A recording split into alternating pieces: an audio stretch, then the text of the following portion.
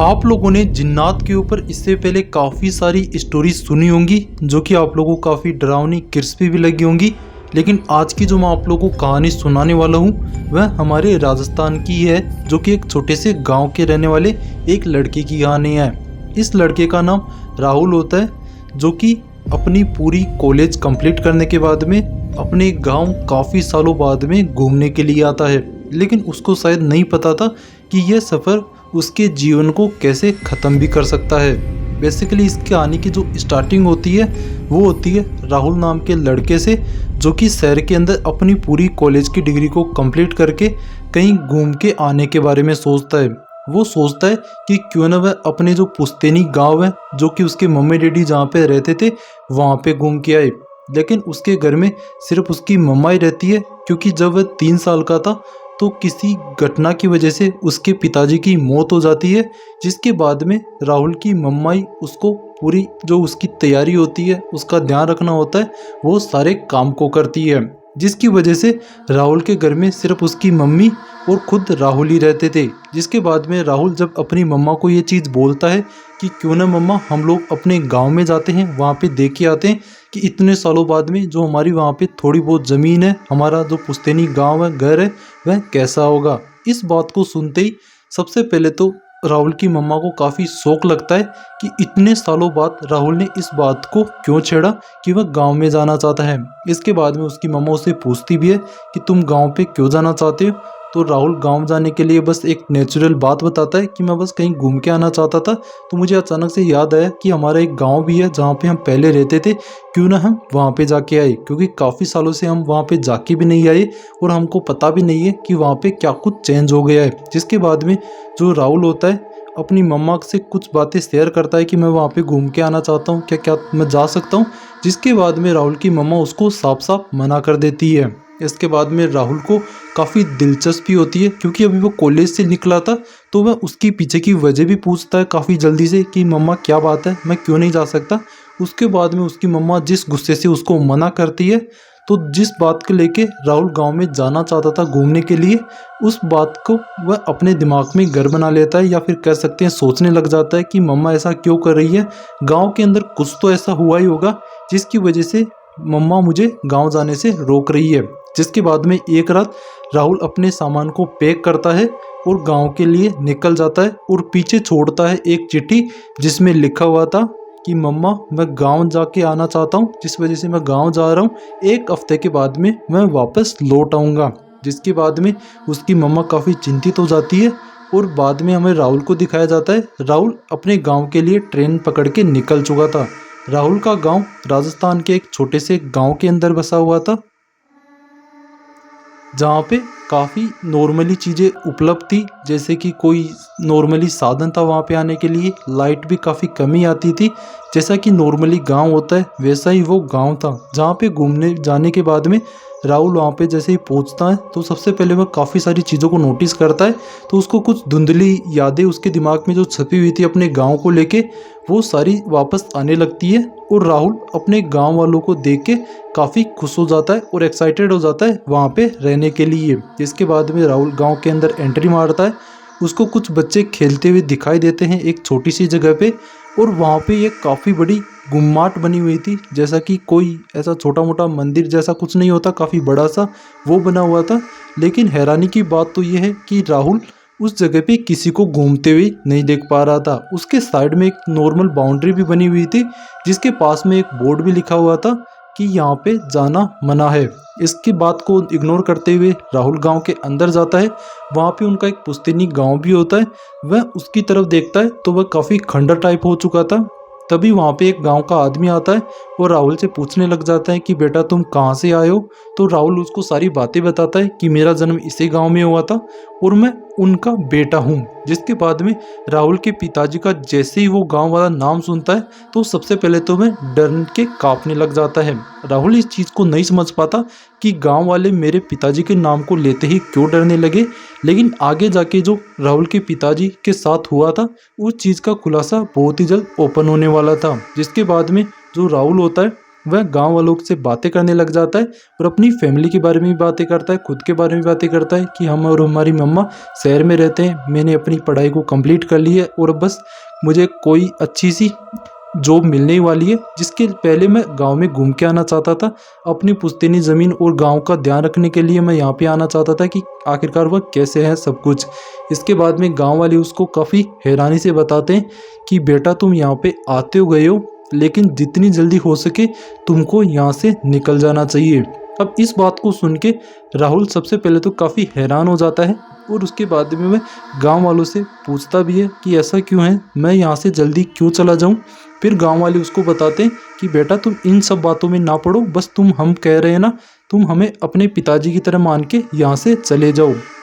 इसके बाद में जो राहुल होता है वह बोलता है कि मैं यहाँ पे सिर्फ 1 हफ्ते के लिए रहने के लिए आया हूँ, बस मैं उसके बाद में चला जाऊँगा। गांव वाले उसकी तरफ काफ़ी हैरानी से देखते हैं और बाद में रात हो जाती है तो एक गांव वाला होता है वह उसको अपने घर पे लेके जाता है, खाना वाना खिलाता है और रात में समय राहुल वहाँ पे सो जाता है और उसकी रात बीत जाती है वहाँ पे। जैसे ही सुबह होती है तो राहुल बाहर आके लोगों को देखता रहता है, लोग गाँव के अपने काम वाम में व्यस्त रहते हैं और वह एक बच्चे को पास आके बुलाता है और पूछता है कि जब मैं वापस गांव में आ रहा था तब वहाँ पे मुझे एक छोटी सी जगह दिखी थी जो कि थोड़ा घर जैसा लग रहा था, वहाँ पे क्यों कोई नहीं जाना चाहता और वहाँ पे वो बोर्ड पे ऐसा क्यों लिखा हुआ है कि यहाँ पे जाना मना है। जिसके बाद में वो जो बच्चा होता है वह बताता है कि यहाँ पे हम बच्चे भी बहुत खेलना चाहते थे, लेकिन हमें हर बार मना कर दिया जाता है और हम बच्चे ही नहीं, यहाँ पे बड़े बुजुर्गों का जाना भी बिल्कुल मना है। जिसके बाद में राहुल इस बात से काफ़ी हैरान हो जाता है और उस बच्चे को जाने के लिए बोल देता है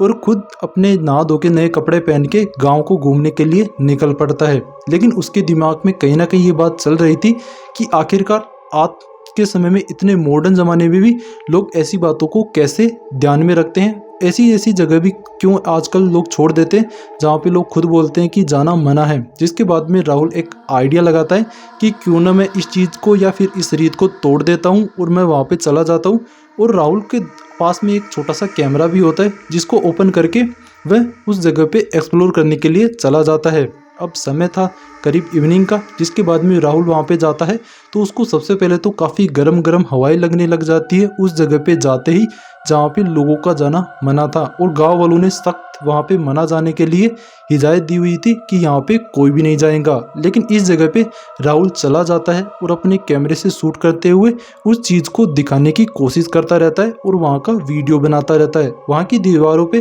काफ़ी अजीब सी एक उर्दू भाषा में कुछ लिखा हुआ था जिसको राहुल तो नहीं समझ पा रहा था। इसके बाद में वह जैसे ही आगे बढ़ता है तो वह क्या नोटिस करता है कि उसका जो आसपास का माहौल है वह थोड़ा गर्म हो चुका है, हवाएं काफ़ी तेज़ होने लग जाती है और जो एक अंधेरा सा छा जाता है जैसे मौसम ख़राब हो रहा है वो वहाँ पे एक साया सा बनता जाता है। जिसके बाद में उसको काफ़ी अजीबोगरीब आवाज़ें वहाँ पे आने लग जाती है, जैसे कि वो जो उसके आसपास दीवारें थी वह उसे कुछ कह रही है, बोल रही है कि तुम हमारे पास क्यों आ गए, हमको तुम्हारा ही इंतज़ार था। इसके बाद में राहुल इन सब चीज़ों को तो इग्नोर कर देता है क्योंकि वह थोड़ी मॉडर्न सोच का इंसान था, जिसकी वजह से उसको भूत प्रेत जैसी चीज़ों पे यकीन तो नहीं होता, लेकिन फिर भी जो एक अंदर का इंसान होता है या फिर कह सकते हैं मानव मस्तिष्क होता है वह कहीं ना कहीं इन चीज़ों को लेके काफ़ी डरा हुआ तो ज़रूर रहता है। जिसी वजह से राहुल भी थोड़ा डरा हुआ ज़रूर रहता है और वह उस चीज़ को काफ़ी ध्यान से देखते हुए आगे बढ़ता जाता है। तभी उसके कान में एक छोटी सी और काफ़ी दर्द भरी आवाज़ आती है कि तुम्हारा सौदा हो चुका है, अब तुम हमारे हो। अब इस चीज़ को सुनते ही सबसे पहले तो राहुल पीछे मुड़ के देखता है तो राहुल को कुछ भी नज़र नहीं आता और जैसे ही वह पीछे मुड़ता है तो उसकी जो परछाई होती है वह उसके जस्ट सामने ही एक धरती के ऊपर बनी हुई थी। अगर आप लोग ध्यान से देखोगे तो कभी भी आप लोग की परछाई आप लोग के विपरीत ही बनती है, सामने नहीं बनती। और सबसे ज़्यादा हैरानी की बात तो यह है कि उसकी परछाई है वह उसके अनुसार नहीं चल रही थी, जैसे कि वह हाथ खड़ा करता तो उसकी परछाई हाथ नहीं खड़ा कर रही थी। इस चीज़ को देख के राहुल सबसे पहले तो एकदम शॉक हो जाता है और काफ़ी डरने लग जाता है और बाद में वह उस जगह को छोड़ के वहाँ से भाग जाता है। अब वहाँ से तो वह भाग जाता है लेकिन वहाँ पे उसके साथ कुछ ऐसी चीज़ें आ चुकी थी जिसके बारे में वह कुछ भी नहीं जानता था। इसके बाद में वह गांव वालों के पास वापस आता है। वो गांव वालों को ज़रा भी एहसास नहीं होने देता कि मैंने उस जगह को जाके देख लिया जहाँ पे जाने से तुम लोगों ने लोगों को मना कर रखा था। इसके बाद में पूरा 1 हफ्ता कंप्लीट होता है और जो राहुल होता है वह वापस अपने शहर अपनी मम्मा के पास चला जाता है, अपने घर पे।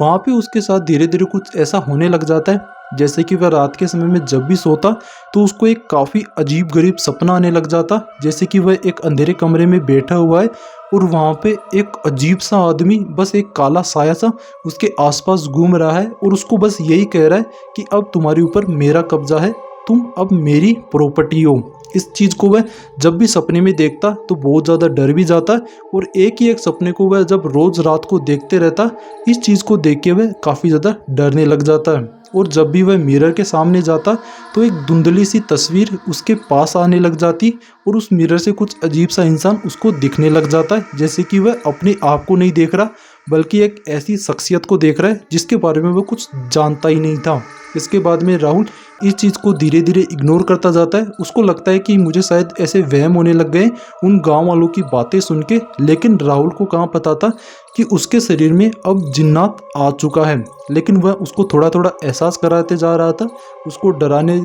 आ चुका था कि वह थोड़ा बहुत डर जाए और उसके कब्जे में चला जाए। और अब इसके बाद में सबसे अजीबोगरीब चीज़ें राहुल के साथ होने लग जाती हैं। उसकी परछाई दो भागों में बढ़ जाती है और वह जब भी कहीं पे जाता तो उसके कान में कुछ फुसफुसाने की आवाज़ आते ही रहती। उसकी तबीयत रातों रात इतनी ज़्यादा बिगड़ जाती कि वह एकदम से पूरी बॉडी को गर्म कर लेता और रातों रात ही उसकी तबीयत बिल्कुल ठीक भी हो जाती। काफ़ी बार तो ऐसा देखा गया कि उसकी अलमारी से काफ़ी आवाज़ें आने लगी, उसके हाथ पे काफ़ी निशान पड़ने लगे और काफ़ी बार तो वो जब मिरर के अंदर देखता तो पूरा को पूरा एकदम शैतान की तरह वह दिखने लग जाता। जब भी वह खुद को मिरर के अंदर देखता तो इस चीज़ को देख के वह इतना ज़्यादा डर जाता है कि एक समय पे आते आते वह मिरर को देखना ही छोड़ देता है। अब इसके बाद में क्या होता है कि उसके जो बाल होते हैं वह धीरे धीरे करके झड़ने लग जाते हैं। बाद में ये चीज़ अपनी मम्मा को बताता है तो उसकी मम्मा इस चीज़ को देख के इतना ज़्यादा डर जाती है कि वह ऐसा बोल देती है कि मैंने तुमको कहा था कि तुम उस गांव में नहीं जाते